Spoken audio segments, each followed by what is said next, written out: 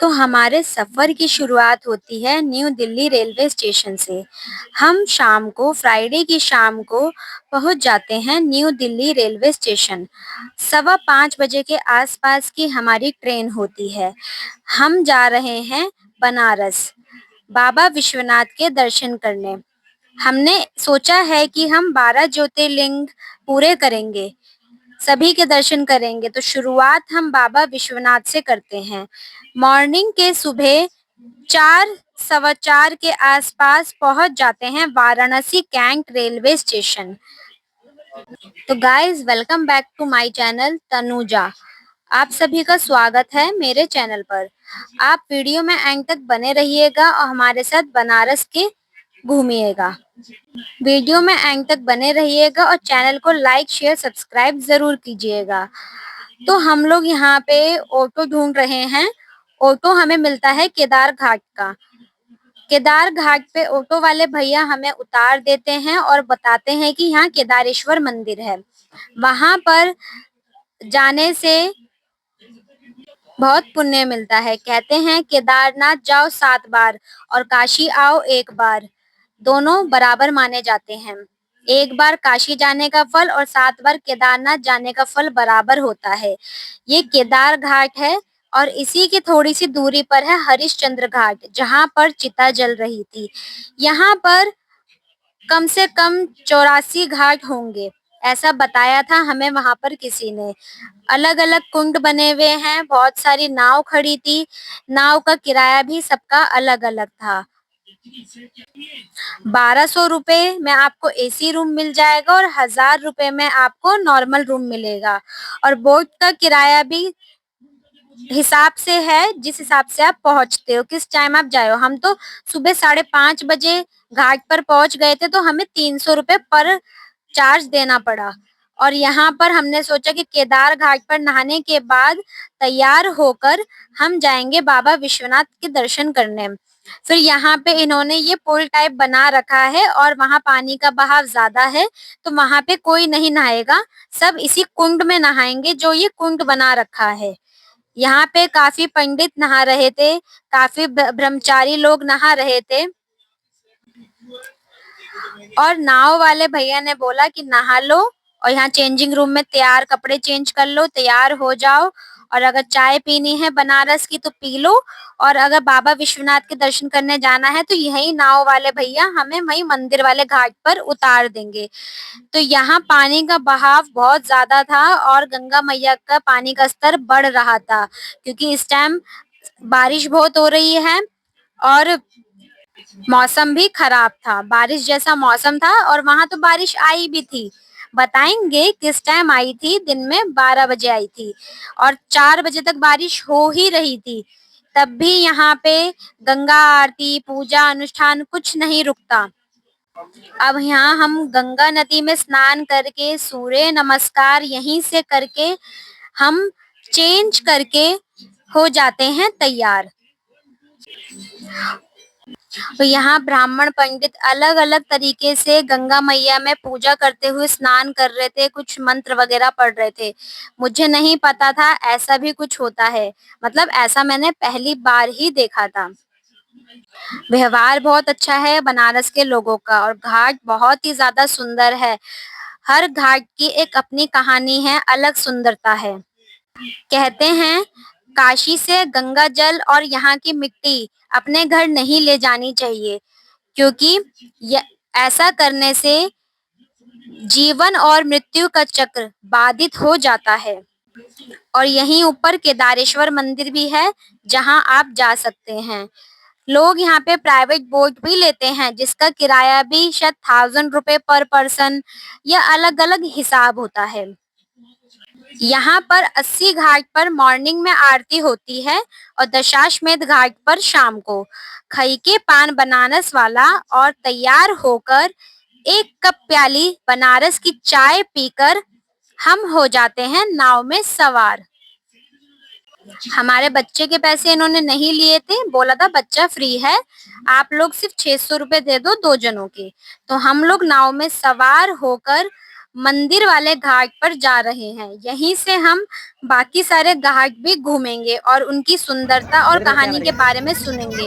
हमें नाव वाले भैया मगरमच्छ का सांप जो बताएंगे है ना इनकी इंसानों को नीचे नहीं कहानियां। आएगा, वो उधर होगा, देखो जंगल टाइप है ना, तो उस हम तरफ होगा। आपको भी और बताते मछलियां भी बड़ी रहेंगे होंगी, जिसमें यहाँ इंसान कौन कौन से घाट आना जाना आए थे नहीं होगा, रास्ते वहां में। पे होगा। यहाँ का मौसम और सुंदरता बहुत ही ज्यादा रोमांचक और अलग है। बहुत मजा आ रहा था यहाँ बैठने पर। तो कुछ फोटो वीडियोस बनाने के बाद थोड़ी देर बाद ही नाव चल पड़ती है और यहाँ से हम जाएंगे मीर घाट।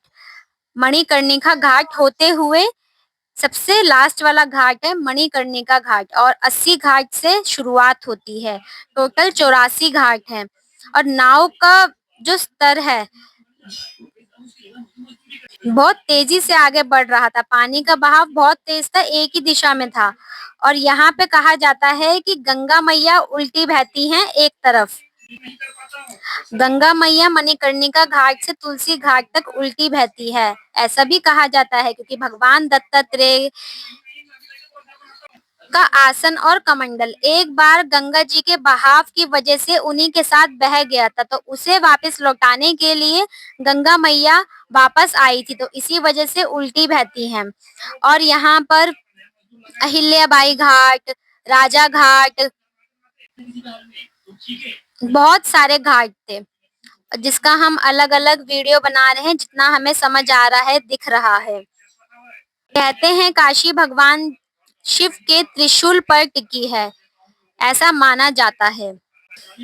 भगवान शिव ने काशी को अपनी प्रिय नगरी के रूप में बसाया क्योंकि यह मोक्ष की नगरी है और यहाँ भगवान विष्णु ने उनकी आराधना की थी।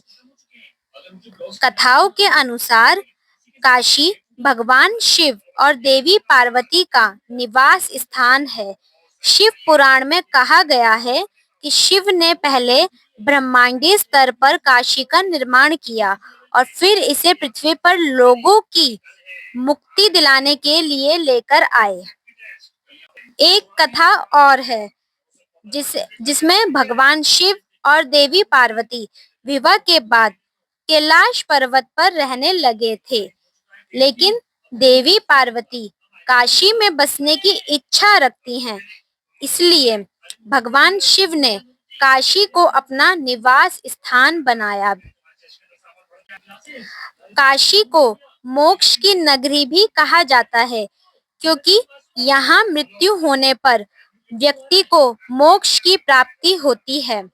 मान्यता है कि काशी में मृत्यु होने से मनुष्य के सभी पाप धुल जाते हैं और उसे मोक्ष की प्राप्ति होती है।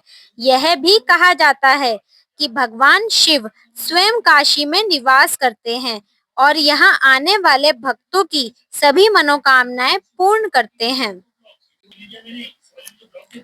मणिकर्णिका घाट जो अभी अभी इसी वीडियो में आया था, ये सबसे लास्ट घाट है यहाँ का और वाराणसी में गंगा नदी के किनारे स्थित एक प्रसिद्ध घाट है। इसे मोक्षदायिनी घाट भी कहा जाता है। मान्यता है कि यहाँ अंतिम संस्कार होने से व्यक्ति को जन्म मरण के चक्र से मुक्ति मिल जाती है। यह है विशालाक्षी मंदिर, वाराणसी में स्थित एक प्रसिद्ध शक्तिपीठ है। फिर वहीं से आगे पतले रास्ते से चलते हुए हम आ जाते हैं मंदिर की ओर। यहीं पे एक प्रसाद वाले भैया की दुकान होती है गेट नंबर 1 के पास, जहां से अन्नपूर्णा मंदिर की तरफ भी जाते हैं। फिर हम उनसे लेते हैं 250 रुपए में प्रसाद और पहुंच जाते हैं मंदिर। उनके पास लॉकर सुविधा भी थी, वो प्रसाद के साथ ही इंक्लूड था और वहीं पे हमने अपने स्लीपर्स भी उतारे थे। फिर उसके बाद हम मंदिर में दर्शन करके उडुपी रेस्टोरेंट में खाना खा के पहुंच जाते हैं होटल और वहां फ्रेश होने के बाद शाम को 6 बजे गंगा आरती के लिए पहुंच जाते हैं। बनारस एक्सप्लोर करते हुए हम 6:30 बजे के आसपास पहुंच जाते हैं गंगा घाट, मतलब दशाश्वमेध घाट, जहां पर शाम की गंगा आरती होती है और बहुत ही सुंदर गंगा आरती होती है। बहुत ही अच्छा माहौल था।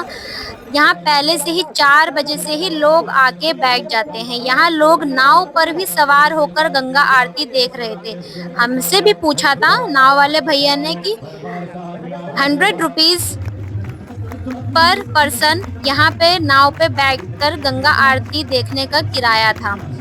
सामने से ही गंगा आरती दिखेगी, वहां से व्यू बहुत अच्छा दिखता है, लेकिन वो सब हमें भरा हुआ दिख रहा था तो हमने मना कर दिया। फिर गंगा आरती देखने के बाद हम खाते हैं बनारस की चाट। इस चाट का मैं नाम भूल गई हूँ।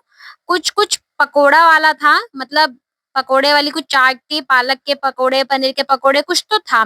फिर हमारी होती है दिल्ली की वापस की ट्रेन, तो हम पहुंच जाते हैं वाराणसी कैंट, लेकिन हमें जाना था बनारस रेलवे स्टेशन। हम गलती से आ जाते हैं और छूट जाती है ट्रेन।